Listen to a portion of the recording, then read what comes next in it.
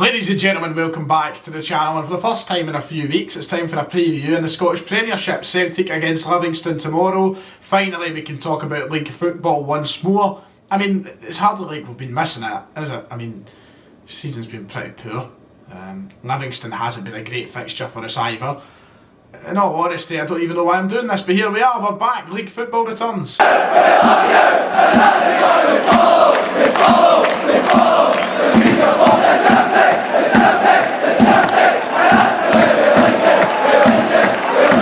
Right then, Celtic off the back of a 3-0 win against Falkirk last week in the Cup gives us a little bit of confidence heading into this league game against Livingston. So let's preview and predict what will happen in that game here. Of course, the same old stick, the same old things we usually do. We're going to be talking about score predictions, team predictions, the opposition, all of that in this video. So make sure to stay along and watch for the opinion as it comes in the video. Also, if you're new around here or you're here and you haven't subscribed already, please make sure to do so. Hit that subscribe button down below. 52% of people watching the videos are not subscribed to the channel, so please, if you haven't already, hit that big button below and join in with what has been a very successful season for the channel rather than a successful season for Celtic. So, last week, of course, as I've already touched on, a good 3-0 win against Falkirk, a second half performance which was very good, but how much can you take from a win against a League One side? A lot of people were touting us to go out and win the likes of 5-6-0. I was a little bit more grounded, I was a little bit more... I feel it would be naive to expect Celtic to go out and do that in a cup game against Falkirk with the way this season has went. I mean, with the way it's went, I wouldn't have been surprised if Falkirk can beat us last week. So I was a little bit more grounded and I was happy with what I seen in the second half, but once again it was a performance that showed that there's still a lot of issues at Celtic. I think that we've seen, especially in the first half, a lot of the same problems that we've seen throughout the season, and a lot of those problems are mainly fitness based. They're fitness issues. Lee Griffiths, who started the game last week, until he was substituted, looked like he wasn't ready for a game of football. The match sharpness isn't there, and this counts. This isn't just a Lee Griffiths thing. This isn't something I just target at Griffiths alone. This goes for a lot of people in the squad. But the fact that we are now into the split, we are now into the last 5 games of the season, and some players are still not fit and they're still not match sharp, is absolutely abysmal. And it's another reason I just want this season done, over with, and a new manager to be appointed, whether it be Eddie Howe or not. I want that all done and dusted. I want it to be, I want us to move on from it and stop speaking about it. I want us to have a fitness regime that means we have players fit at this point in the season. Last week, Lee Griffiths looked as though he never kicked a football in his life. And a lot of people who will be quick to jump to Griffiths' defence will put that down to the lack of game time and whatever he's had this season. Look, there's a reason Griffiths has had no game time this season. There's a reason he's been stuck on the bench. He's not getting the team because he's not good enough and he's not fit enough, full stop.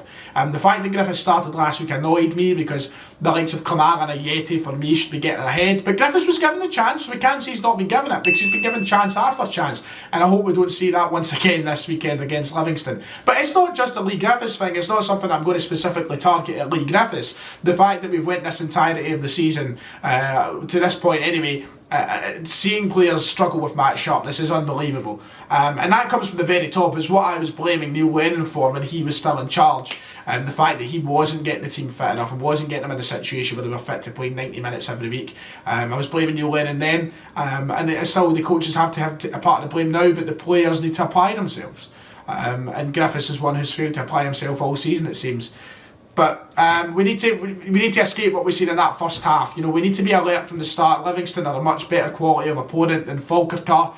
And as we know this season, since David Martindale's taken charge of Livingston, it's a team that can spring in a lot of surprises. Now, we'll talk about the opposition a lot more in depth in a moment. Their form recently has been a bit ropey. Last week, I think they were a bit poor in their Scottish Cup game, but they're still a team that are good enough. They're a team that's shown time after time how good they can be. They were League Cup finalists. They finished in the top half quite deservingly. And, against Celtic, as I've mentioned, they've been pretty good. The movement and such last week in the final third was really nice, I think, at points in the game. And that was with us playing quite a questionable final third of a team. You're looking forward in the attacking sense of things. We had Christie, Turnbull, Rogic all start the game with Griffiths up front. For me, that was baffling when I first seen it on paper, that I seen we had 3 players who play the same position start, but and then you had Forrest there as well, don't forget Forrest. When I seen all of that, I was like, how does that work? But the way the rotation was going such between those players, the way the movement was going in the final third, I was very happy with it at points in the game. But I feel like as the second half went on and we started playing better, it was clear to see why we were playing better, because we got the likes of El Yunusi involved, playing naturally on that left-hand side, which he should be doing, and he got a goal from it. We had Forrest naturally on the right-hand side rather than floating in about the middle and the left. When he stuck to the right, it was good. And then you have just a normal number 10 attacking midfielder like Christie or Rogic. We seem to get better as we got players playing in the position they should be, rather than playing these three players that play the same position at the one time. So I think we should learn from that. It's a game that El Yunusi should be starting. I'd like to see Forrest retain his starting lineup. Having him back in the starting lineup is a major talking point. Now we have him for the final part of the season. How big an impact will he make? Last week he looked decent. You can see early in the game, I think the first half, and as I done my live watch along, we spoke about this, but his touches and such were a little bit off, but you expect that for a player who hasn't played a game in months. It took him his time to find his footing in the game, but he eventually did. And it was nice, it was a breath of fresh air having him back. So he'll be vital in this game tomorrow, and he'll be vital moving forward should he start.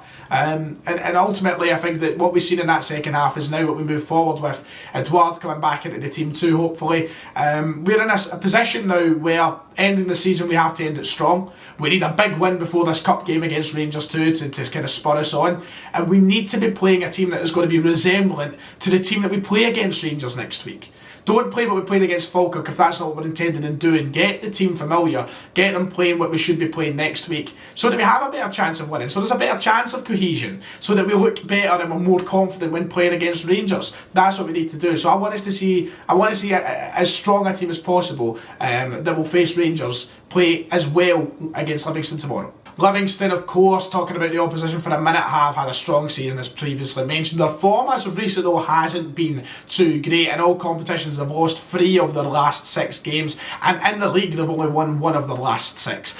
They kind of stumbled over the line to the top 6 towards the end, and people have started to criticise what David Martindale is doing. A lot of fans aren't happy of recent form, but look, they're a team that's got quality there, and that kind of spell that we had against them, those 2 games back to back in January, February time where they took 2 draws from us, really showing how tough a team they are to beat. They'll look to repeat that. I don't imagine they will change a lot. I think what we've seen in those performances from Livingston is exactly what we'll get in the game tomorrow.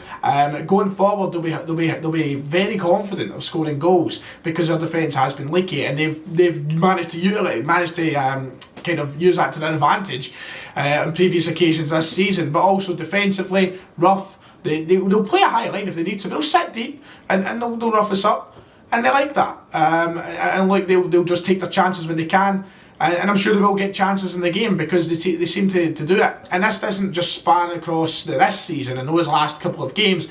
This goes way into before that. If you look at the record Livingston and Celtic have had as of recent, it's not fantastic for us. Despite the fact we've only lost 1, I think, of the 25 top flight encounters, the last 8 games that we have played Livingston, we've drawn 5.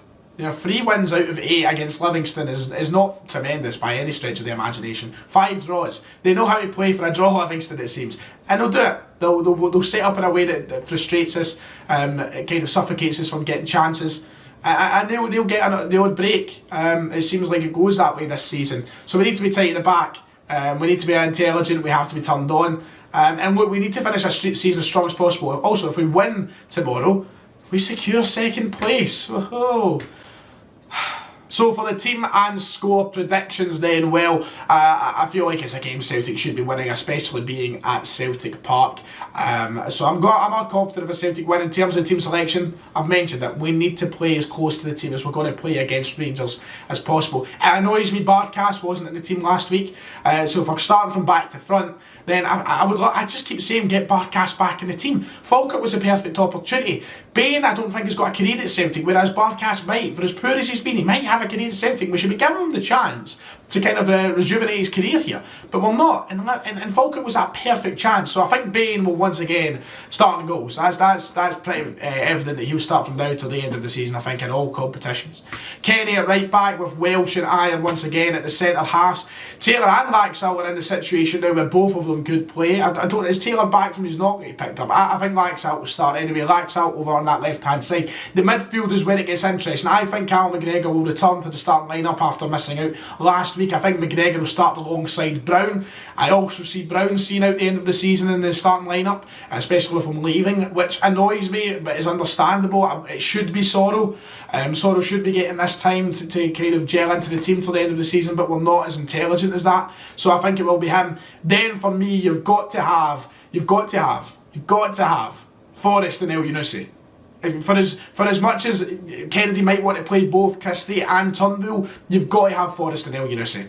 I think if Forrest is ready to start the game, Forrest and El Yunusi. If Forrest isn't, Christie and El Yunusi. But I'm going to say Forrest and El Yunusi for now, with Turnbull playing in at the number 10 and then Olsen into our back in the starting lineup up front. I think that's pretty much the team that we should be playing tomorrow. And for the score prediction, as I said, Celtic win. I'm going to go for Celtic 2, Livingston 0, as we secure ourselves as second place. I never thought I'd be uttering those words this season, but I am.